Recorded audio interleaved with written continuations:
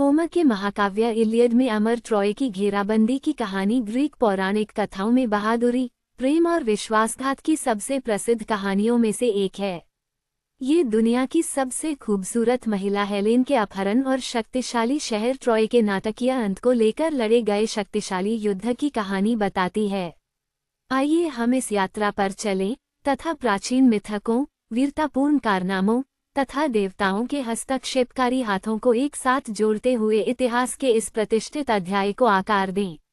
संघर्ष की चिंगारी। कहानी की शुरुआत पौराणिक योद्धा अकिलीज के माता पिता पेलेस और थेटिस की शादी से होती है।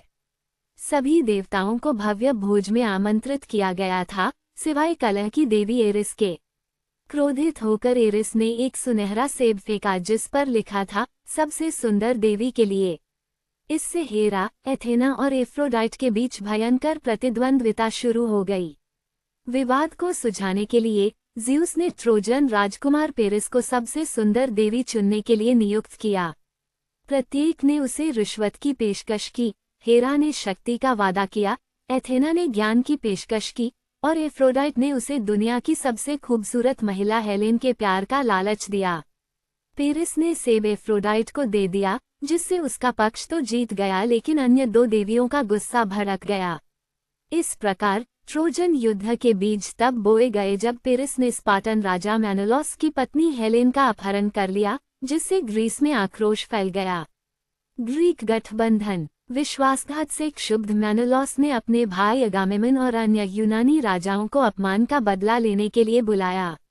उल्लेखनीय नेताओं में चालाक ओडिसियस, भयंकर योद्धा अजाक्स और अकिलीज शामिल थे, जो बेजोड़ युद्ध कौशल वाले एक देवता थे। साथ मिलकर उन्होंने एक विशाल अभियान शुरू किया और 1000 जहाजों के बेड़े के साथ ट्रॉय की ओर रवाना हुए। यूनानियों ने ट्रॉय के तट पर पहुंचकर घेराबंदी शुरू कर दी। हालांकि राजा प्रियम और उनके बहादुर बेटों हेक्टर और पेरिस के नेतृत्व में ट्रोजन्स ने अपने शहर को मजबूत किया और लंबे समय तक चलने वाले संघर्ष के लिए तैयार हो गए। अकिलीज का क्रोध। युद्ध के शुरुआती वर्षों में झड़पें और रणनीतियां देखने को मिली, लेकिन अकिलीज का अगामेमन के साथ झगड़ा निर्णायक क्षण बन गया। अगामेमन द्वारा अकिलीज के युद्ध पुरस्कार युवती ब्रिसिस को छीन लेने के बाद अकिलीज ने यूनानियों के लिए लड़ने से इनकार करते हुए युद्ध से खुद को अलग कर लिया। हेक्टर के नेतृत्व में ट्रोजन सेना ने अकिलीज की अनुपस्थिति का फायदा उठाया, यूनानियों को पीछे धकेला और महत्वपूर्ण जीत हासिल की।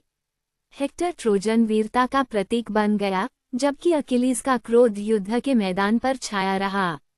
देवता हस्तक्षेप करते हैं। युद्ध के दौरान देवताओं ने महत्वपूर्ण भूमिका निभाई, अक्सर अपने पसंदीदा पक्षों के पक्ष में हस्तक्षेप किया।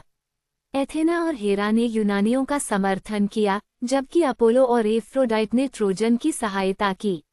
ज़्यूस ने संतुलन बनाए रखने का प्रयास किया, लेकिन अक्सर व्यक्तिगत द्वेष और दैवीय राजनीति से प्रभावित हुआ। इन हस्तक्षेपों ने संघर्ष में अप्रत्याशितता की परतें जोड़ दी। देवताओं द्वारा उनके भाग्य को प्रभावित करने के कारण मनुष्यों को गौरव और विनाश दोनों का सामना करना पड़ा। पेट्रोक्लस की मृत्यु। यूनानियों को एकजुट करने के लिए अकिलीज के सबसे करीबी साथी पेट्रोक्लस ने अकिलीज का कवच पहना और हमले का नेतृत्व किया। उसकी बहादुरी ने अस्थायी रूप से स्थिति को बदल दिया, लेकिन हेक्टर ने उसे अकिलीज समझकर युद्ध में मार डाला। अपने दोस्त की मौत से क्रोधित होकर अकिलीज ने पेट्रोक्लस का बदला लेने के लिए युद्ध में फिर से भाग लिया। उसकी वापसी ने एक महत्वपूर्ण मोड़ को चिन्हित किया, क्योंकि उसके क्रोध ने ट्रोजन बलों पर तबाही मचा दी। अकिलीज और हेक्टर का द्वंद्व। बदला लेने की अकिलीज की प्यास हेक्टर के साथ एक नाटकीय द्वंद्व युद्ध में परास्त हुई। ट्रोजन राजकुमार ने अकिलीज का साहपूर्वक सामना किया, लेकिन अंततः पराजित हो गया। अकिलीज ने क्रोध में आकर हेक्टर के शरीर को अपवित्र कर दिया और उसे अपने रथ के पीछे घसीटता हुआ ले गया। राजा प्रियम दिल टूट जाने के बाद बहादुरी से अपने बेटे के शव की भीख मांगने के लिए अकिलीज के पास गया। प्रियम के दुख से द्रवित होकर अकिलीज ने हेक्टर का शव लौटा दिया, जिससे युद्ध की अराजकता के बीच मानवता का एक दुर्लभ क्षण सामने आया।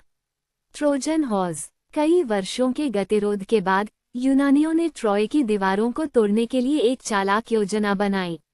ओडिसियस के मार्गदर्शन में उन्होंने एक विशाल लकड़ी का घोड़ा बनाया जिसमें उनके सबसे अच्छे योद्धा छिपे हुए थे।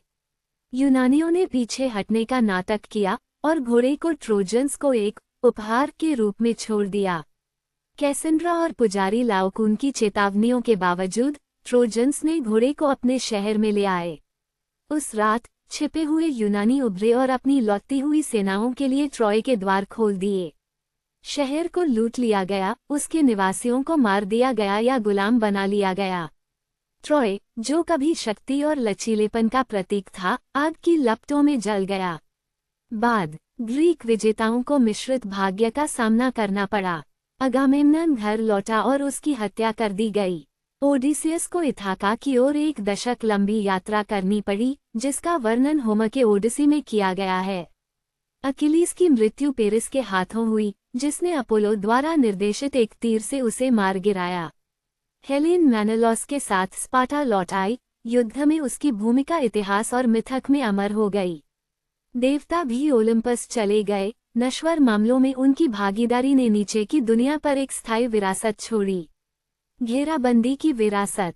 ट्रॉय की कहानी साहित्य, कला और पुरातत्व को प्रेरित करती रहती है। प्रेम, सम्मान और युद्ध की विनाशकारी लागत के इसके विषय युगों युगों से गूंजते रहे हैं।